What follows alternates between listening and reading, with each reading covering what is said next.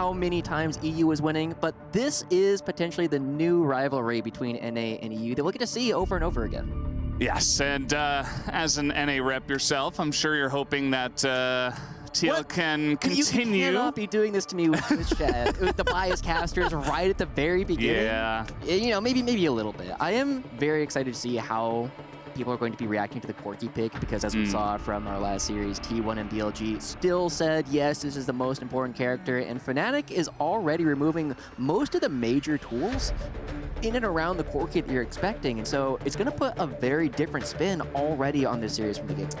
Yeah, it's definitely going to. I think this series is going to look very differently from the LCK and LPL series. Outside of, you know, I'm saying just in the drafts, I think it might be just as back and forth, but we see a lot of focus on mid and jungle here, nearly entirely. Even that Lucian could be put in there. It's just a third 80 mid they take away. And now thinking about the Rumble here, for Impact already. Yeah, generally this has been a major pick used to push out the Skarner in a lot of games. We didn't really see the Skarner get picked up in the first series at all, and with this Rumble already coming through, it does look as though Impact is looking to create a bit more pressure up in the top lane. We saw Oscar get the better of him quite a bit at MSI in the laning phase, but Impact, I mean, when you have this kind of lane dominant early game, you're going to have to make it work. You're definitely going to have to, you know, I was talking with Oscar and doing a little interview, and he said that they're thinking that the Lethality Varus is a big pick on this patch. He also said that the Skarner, you know, might have fallen down a couple of steps, but should still see play. But so far, as you mentioned, we didn't see it in the first series. We're not seeing it yet here, especially with that first pick Rumble. I doubt they pick it into that, but we'll have to wait and see, as Umpty will be hopping onto Viego. Yeah, it's very interesting to see. A lot of teams that I've talked to so far have been looking at the changes to VARs and Opportunity and saying, yeah, maybe this isn't the angle to go for it anymore. That said, there is still a lot of tools, and I love this pick already coming out from Team Liquid. Obviously, it is one of the APA champions, Ziggs and Aurelion Sol, some of the champions that we are expecting to see him play over and over again, given the opportunity, but it can also be played down in the bottom lane, just like we saw Elk do previously, and you can use it to really push around VARs in the early laning phase. Yeah, absolutely. I think it has a great matchup there. I think you can match range in that sense, but now, the Zeri and the Kai'Sa hovers, you begin to scratch your heads and you say, well, where is everything going in this one? They'll keep that a secret for now. The fact that we've been seeing games with 4, 5, sometimes even 6 marksmen in every game does leave a lot to be questioned here. I know we've seen VARs up in the top lane in solo queue quite a bit. Kai'Sa has been played in the mid lane. I know Kai'Sa has been played as a counter to Ziggs historically in the mid lane, just because you have a lot of tools to push out the Ziggs early on with the Acathia Rain. But this is an opportunity right now for Fnatic just create an incredible poke comp, and Team Liquid is going to have to decide whether or not they want to try and dive onto that, or if they want to try and match fire with fire, potentially pick something for Yon that can also play from long range, like a Jhin maybe. Yeah, the Jhin could be a focus. I wouldn't be surprised to see some supports banned out here from the side of TL, just trying to limit what we saw from the side of T1 earlier today. But no, instead they're going to take away some options into the Rumble. The TF will be taken off the board for now. And it is a very interesting pivot, right? We saw a lot of play coming out from Team Liquid where Impact was playing Cassante almost every single game at MSI. He's already putting out something different, and we know that they really pushed Oscar to a lot of the tank top lanes where Impact was very comfortable in that matchup. But this is definitely a spot where Oscar still has almost all of the champions he might want to play still available. The Poppy's there, the Zac is there. We saw him play Ornn as well. There's so many different things that we can play. It feels as though Team Liquid is like, yes, we want you to play those. I'm kind of expecting a Camille ban here just to really push him in that direction. Yeah, it does feel like that's what they're thinking about, but no, it will be the Nautilus, one of those supports I was thinking about. Just extra lockdown, extra pick potential. And it does look like they are going to be looking at Rel or Alistair here for June, just to bolster their pick potential and frontline with what is already a couple of marksmen and great poke. It's a lot of damage coming out from the back line right now from Fnatic, and they have a very strong front line as well to complement it. And it really feels as though Fnatic has a very strong composition to kind of pivot in whatever direction they need to, right? The Varus and the Kai'Sa can both play the poke. They can also do a ton of damage with their on-hit style of builds. And it does mean that Team Liquid, as they're looking towards the Senna, it is the kind of composition that really likes playing a lot of these slower fights. However, I don't know if that's the kind of fight you can really afford to take up against something like Fnatic is playing, just because of how much damage their marksmen are going to be putting out. Yeah, we see the Seri locked in here as well. And I think we're going to see, as they are picking pretty much in order here on the side of Team Liquid, they say, well, we don't need to utilize swaps. Take the, Seri top lane. Yeah, it's still possible. That is true, And maybe if we saw Senna, we could have seen like Senna Rumble or something weird like that, but yeah, especially from the blue side, not expecting it. And yeah, it is going to be the Rakan, the support that does come in, and immediately the Kassadin lock-in, just slamming it down into that Ziggs in the mid lane. Wow. So that means that we're going to have something a little bit more unusual going to the top lane. I'm still wondering if it is going to be the Varus that is going to be going up there, or if it is going to be the Kai'Sa. That's going to be another opportunity to see more marksmen being played up in the top lane. I know in North America, we usually see Vayne if we see anything at all, but the fact that Humanoid is going back to this Kassadin, this is a Fnatic classic. We've been seeing this played from this team all the way since Xpeke was starting to play this in Season 1, right? This is the kind of thing that Fnatic is really showcasing what they can do, and I feel as though this is the perfect opportunity for Fnatic to showcase not just their own abilities, but also just their legacy that this team has had for so many years. Yeah, it's really cool to see it here right from the get-go in game number 1, as we see once again more utilization of the red side here to great effect at the EWC presenting League of Legends, just because you get that R5, it comes out, you've already got some weirdness going on with the double 80 carry, the marksman, you're not sure 100% where everything's going, and then they just finalize it with that great Kassadin pick. The Ziggs definitely going to have a bit of a struggle into that one, but we'll see if APA can handle it here as we are getting ready to hop into game number 1 of TL up against Fnatic. What do you think? Back and forth series, or I think it's gonna be maybe in your case you think TL gonna? I hope it's a 2-0. The easier Team Liquid just puts a nail in his coffin for this budding rivalry, the better it is going to be. But my biggest worry right now is I don't see great tools for Team Liquid to actually shut down Humanoid. A lot of the games that we saw at MSI, APA was doing a pretty decent job in the early laning phase at actually creating leads up against Humanoid, but this is the kind of thing where they can do so much more later on in the game, and you have a Sentinel already on the team. This is a team that is looking to scale a little bit. Yeah, well, we'll have to wait and see how this is going to go in game number 1, as just a little reminder, T1 taking that first series, but now we are moving on to match number 2, I should say, between Team Liquid from North America and Fnatic from Europe, as we're getting so many cool shots here as we move in. Maybe some more emote usage in the Sene versus EU matchup. Wouldn't be too surprised. I would love to see exactly what APA is already typing from the very beginning. He sees this cast and come out, and he's like, oh my gosh, I can't believe this cantrick is coming out. Is that really what you need to beat me? Whereas on the other side, Humanoid, I mean, I don't think of Fnatic as much a talker. It's actually Noah. Noah is also well known for being a little bit of a gremlin in terms of the alt chat and everything else. So maybe APA and Noah can have a bit of a bombastic discussion. I hope so. I really do hope so. Noah, he's not afraid to let everybody know what he's thinking on the internet. And yeah, I've actually cast a lot of these players, even though a lot of them are playing right now in NA and EU. Noah and June, CoreJJ even. We got Umti here as well. Impact also making his way a long time ago. Oh, yeah. Over to the LCS. But yeah, this is going to be a fun first one. I'm really excited to see the Kassadin coming through. And, even though APA might be calling him a little bit of a try-hard, saying, oh, you had to pull out the Kassadin, I think, as you mentioned, it should be very, very nice. The main thing that can lock it down is probably the Rakan, but so much mobility and not a lot of other lockdown here on the side of TL might make it a big issue for them. Oftentimes when you see a Kassadin, you can try and kill just everybody else on the team before Kassadin can do anything, because he has to spend a lot of time looking for that angle later on in some of these fights. But Team Liquid doesn't take these fights super quickly either. It's mostly going to be about whether or not APA can land those Mega Inferno bombs on someone like Noah or Oscar. But with all that said, I kind of want to touch again on this Varus up in the top lane. This is the second time we've been seeing the marksman played up in the top side of the map in just 2 series at this point.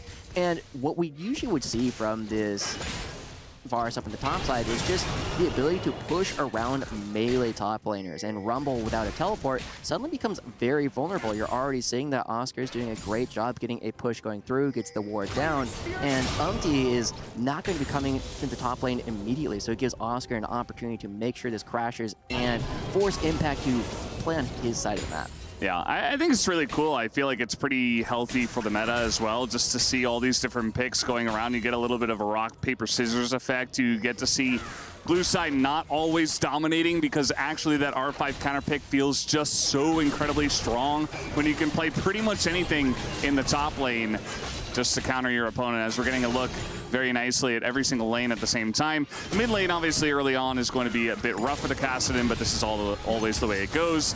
And then eventually, you know, he's got a Doran shield. He's just going to sit back, relax, take a bunch of harass, and then eventually he'll be the one jumping onto the Ziggs, and it'll look very different in that matchup. It really will. But and Razork, Oscar's going to be the first one to move.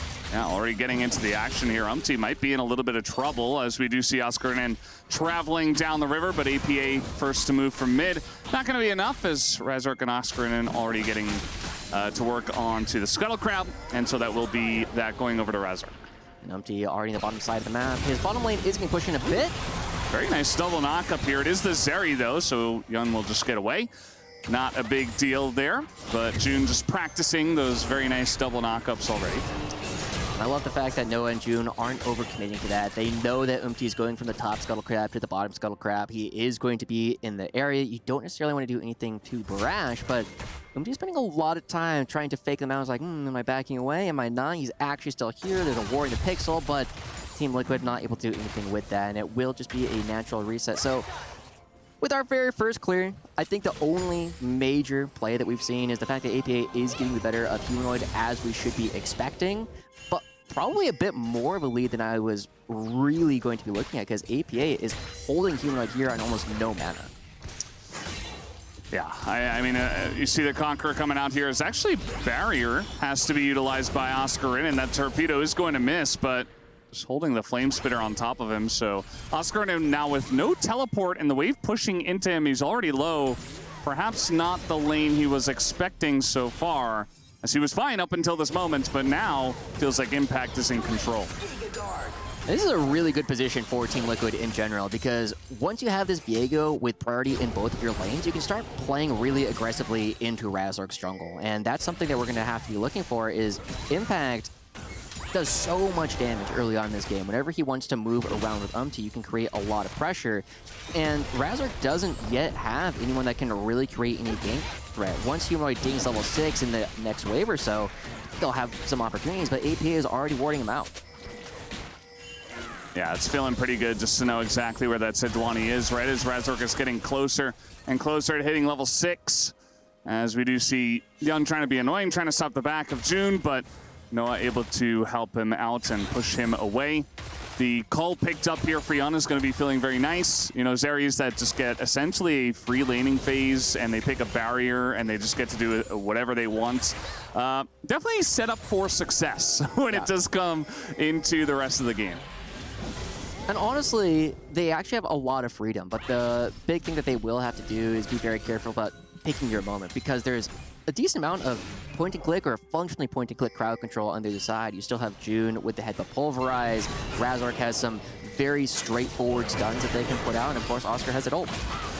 Humanoid going in for that one. Obviously, he does have June coming in from the top side, but now Umpty's here as well. Double knockup just to disengage. As Razork, he's like, I don't care about what you guys are doing. I'm taking the grubs here. Yeah, and yeah, he'll get one, but he does have to eventually get over the wall. And, you know, slight advantage goes over the side of TL, but not a huge victory at the end of the day, as Quarterfinals almost stops that back. That would have been very nice.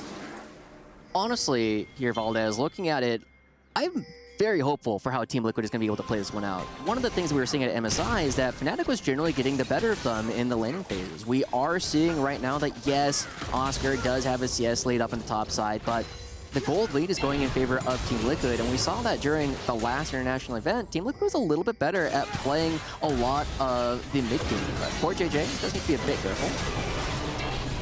Yeah, They're getting a lot of damage here on a core JJ. Razork again is like, again, I don't care about what you guys are doing. I am getting objectives, I'm getting money, I'm getting experience. Ooh. Now he's gonna find Core JJ in his own jungle. That's first blood. It does go over to June somehow, as he didn't even use Ignite, but that is still a huge first blood here for Fnatic to kind of catch up on some of the small edges that were going the way of TL, but now Impact in a lot of trouble, has to flash away as Oscarinen able to stabilize very nicely up on the top side. Yeah, luckily the equalizer there will keep Impact okay. There will not be any huge pushes, but great play already coming out from Razork to create that first blood opportunity, knowing that Core JJ wanted to spend his time going back towards the bottom side of the map, but because that was Fnatic's turn, they used a couple ults, they used a lot of their pressure early on. It does mean that Team Liquid could take their turn, pick up this dragon, and keep the game slightly in their favor. They've got 2 of the grubs, they got the first dragon for themselves.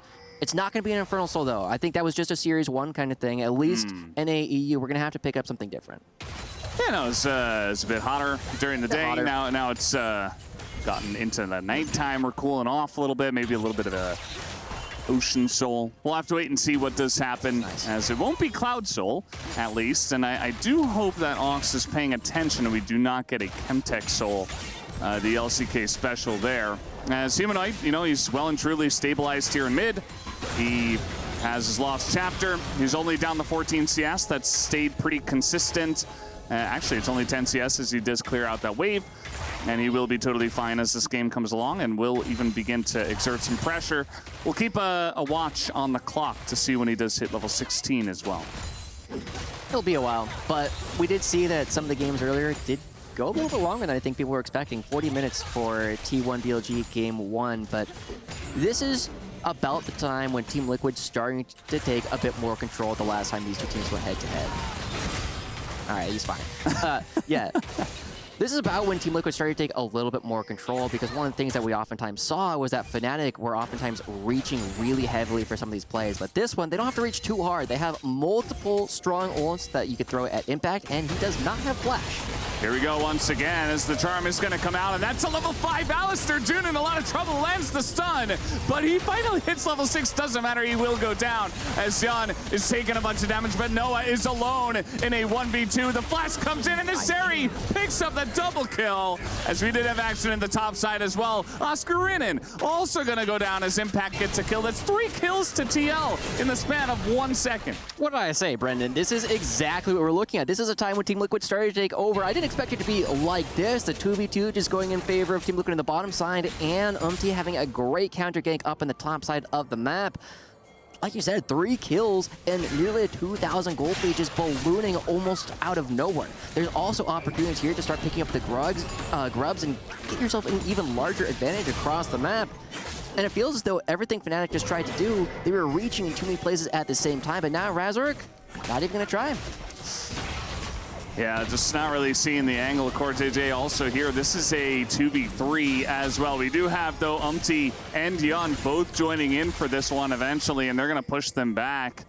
And, you know, I know Wolf's not here at the moment on the cast, but we can easily stamp that as a huge Zeri moments in this game. Already has 2 kills and might look to carry this one, although Core JJ very caught out. Okay, he's gonna flash away and actually dash over to Yun. Meanwhile, Umpty's just getting free grubs rather, on the top side of the map, and will be enjoying that very well. Yeah, and I really like these lane assignments that we're seeing coming out from Team Liquid as well. Already putting their dual lane here in the mid. They're sending APA off to one side. Mom says it's his turn to start taking plays up in the top side of the map instead of the mid lane. And it means that you have all his pushing power in both the lanes that are really relevant around the objective of the grubs. And that means, hey, with 5 grubs already going over, we'll talk about that later, as Oscar, oh, it was not a counter gank, and they're trying again. Yeah, they're looking for Oscarinen. He is in a bunch of trouble, already taking some poke from the Ziggs, as the stun will barely miss him. But Umpty here with his ult available should eventually get the stun, right? I mean, he's going to be rooted down, and he just gets taken down in the 1v1. Not like this, Umpty. Because Oscarinen's like, yeah, thank you very much for the free kill. You know that Umpty was trying to use the ultimate to counteract Oscar's, but it just never came to fruition. We just saw Oscar blow him up out of nowhere. We were just looking at everything that Team Liquid was doing, but Oscar doing a good job fighting back, as Team Liquid, even though Mom said it was Zig's turn to go towards the top side of the map, Team Liquid still doing a fantastic job really beating up on these structures across the map. And we finally get to... Oh, no, this is the top lane again. I don't want to see this STC replay. Yeah. No. I mean, that's just one of those, like, hands checks. Like, do you have the reaction speed to dodge out in the chain of corruption? The answer this time was no. And now APA, can you handshake your way out of this one? So Satchel going to be very important. He's trying to get away from the Alistair here, essentially. Can he get out of range? He eventually does have to flash. But you can see that it's going to be a very big summoner taken down. As the Ziggs, the Satchel is huge for getting away from threats, but no flash now might make side laning much more difficult for him. Yeah. As the action never stops here. I'm sorry, you don't get to talk too much as they're getting on in onto the Zeri. They get the shutdown and even get Core JJ. As immediately this game is turned on its head again as Fnatic pick up 2 kills. It's a complete script reversal immediately. Last time we saw that Team Liquid was so much better at trying to find opportunities where Fnatic was overreaching, but this time it's Team Liquid who's doing the exact same thing. They're trying to find moments to be very aggressive, and Fnatic are the ones who are punishing them for just finding out, right? They're sticking around just a little bit too long. Yes, they're gonna get themselves another dragon. Yes, they got 5 grubs, which means that Twitch chat will be on their side, taking these down. Oscar?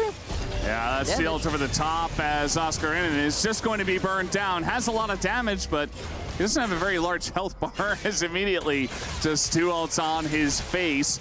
And it is Chemtech, so I thought Ox was paying attention, but I guess not.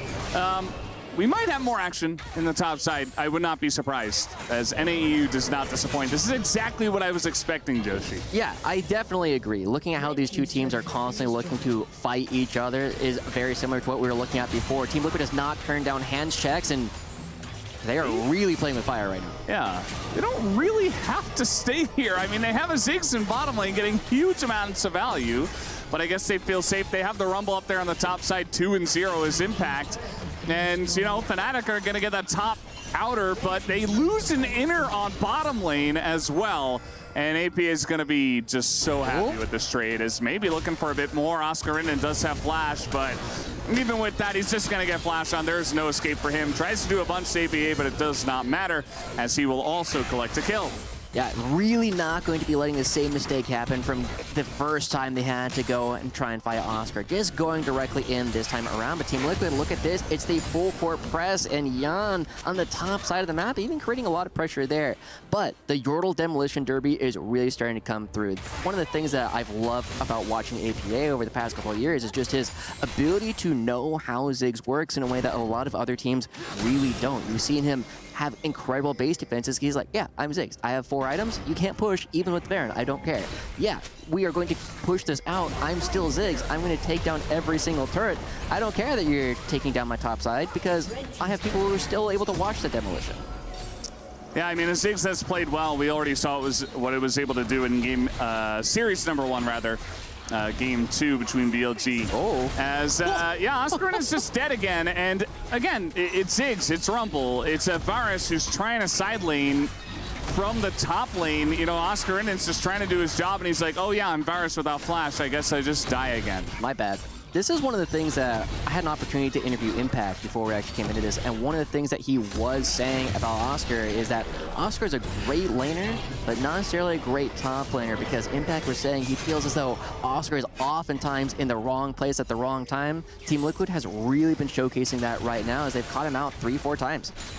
Yeah, you know, it might just be Impact's opinion, but I feel like he's doing a good job of proving that point here in game number 1, right? And look at this. I mean, you said the full court press is, yeah, Umti might go down, and he will, but it's a flash, and, you know, they get the kill, but they also lost their top turret. So it's just extra gold going in the pockets of Team Liquid, and the base is already going down. It's only 16.5 minutes into the game, and it already feels like TL owned this map. Yeah, and I love watching Jan also, just when all this is happening, just like nickel and dime Fnatic for everything. It's like, Razork, I see you're going for those chickens, but I want a little bit of that, you know? It's like taking one out of the cookie jar and just making sure you can get a little bit.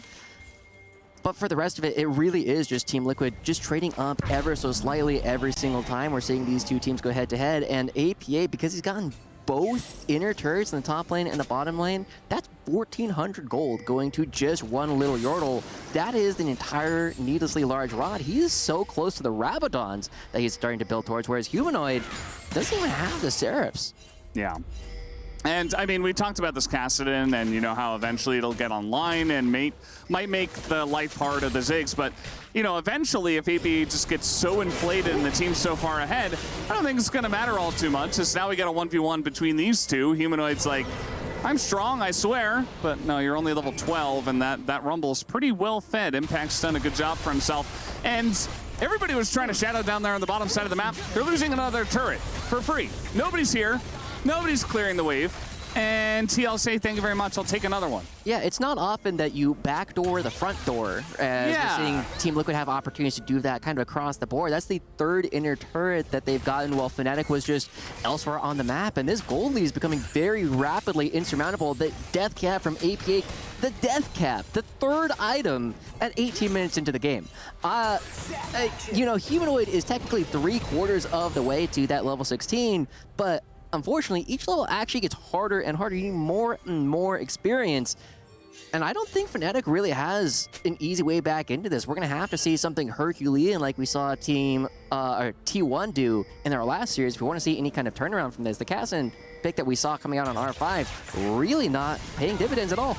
Yeah, I mean, they just had to stabilize much better in the early to mid game, and it was looking okay. They were keeping it even, but, you know, just a couple of things went wrong, and all of a sudden, you know, they found themselves down 6 turrets to 1, and you don't really get to farm. I mean, they're losing their entire jungle.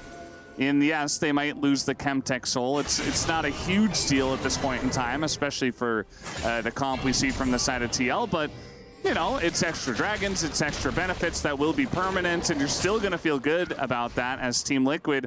The only question I have is how quickly do they want to start up this Baron? As we do see Razork already trying to prepare for that. He's trying to get some deep vision in and trying to get some control over this map. But now we're just going to have a fight as it is, and Alistair out of position. And I'm just going to avoid that one as now the TP coming in from behind. Humanoid is level 13. He's like, please, I want to do something in this game, but I don't think he's going to have a chance to do that. It's a very nice ultimate here from the side of CoreJJ. And now Umpty's getting resets. And this team fight is all Team Liquid all the way. As from downtown, you've got Rumble ultimates, you've got Ziggs ultimates, and nobody can get away. We have an answer. For very long. We got an answer to that question. How soon will Team Liquid go for the Baron? Well, turns out right on spawn, 20 minutes into the game, we see a couple more kills go their way. They're going to be starting up the big purple worm, and there's nothing that Fnatic can do about it at all. This is just honestly a kind of domination play coming out from Team Liquid. I was expecting that this series was going to be a little bit closer, but it feels as though Team Liquid's map movements have just been better. I can't wait to see a replay so we can see their map movements with their ring around the rosy, just keeping Humanoid at arms. It's like that big brother, you know, palm on the forehead, trying to keep him away, and Humanoid never got a chance. He's not been able to get anything else, and we finally get to take another look at this because Humanoid teleports his way back in, and it looks like a fantastic spot. But the rest of Fnatic can't continue pushing Team Liquid towards Humanoid, and he has to chase them around this giant stone in the middle, and by the time he actually gets damage in, Team Liquid's already on the other side. I was watching live as that was going on. Humanoid took the middle of the super and the Mega Bomb from the Ziggs, and now he's just dead, I think. I mean, he is going to Rift Walk away once, but not a second time. He's not level 16 again. And it's funny, you know, I was saying the comp from TL, well, they don't have a lot of hard lockdown for this cast, and it might be an issue. They just totally ignore him until they feel like killing him. Yeah. And, you know, he's trying desperately to side lane and to split push, but it's kind of funny just to watch it be totally useless in this game as TL are just feels like they're just trying to end it now. I mean, they have the Baron buff. They're trying to take down inhibitors 21 minutes in. Is that ult is going to miss impact? And Razork's like, man, I'm not able to hit this. I'm not able to get much follow-up. Although, finally, the Rumble will go down as they do get that pick. But take a look at just the cue from the Ziggs hitting both Oscarinen and Noah. They're just out of the fight. And now Oscarinen, he is going to hold on to his flash, but I don't think he's holding on to his base for very long. No, I mean, even with impact going down, this is what we were seeing with all the other structures. It's like, okay, cool, you get a kill, you get a little bit here and there, but Team Liquid's going to take even more. That's 2 inhibitor turrets and an inhibitor in exchange for just impact. And I feel like the thing that tells me the most about this game is what Oscar's second item is that he's building, right? The fact that it is the Seeker's arm guard, building towards Azonia's as the second item, just kind of tells me that there's not an opportunity for them to do enough damage, as they just wail away on impact for so long, and it takes a 4-on-1 effectively before the rest of Team Liquid comes through, and then they still get all the objectives. Yeah, it's also funny too because I was talking about the Zeri moments. Jan immediately got shut down after that, and you know he's really fed. It just doesn't feel like he's the main character at all. They don't even really, you know, he's doing a good job.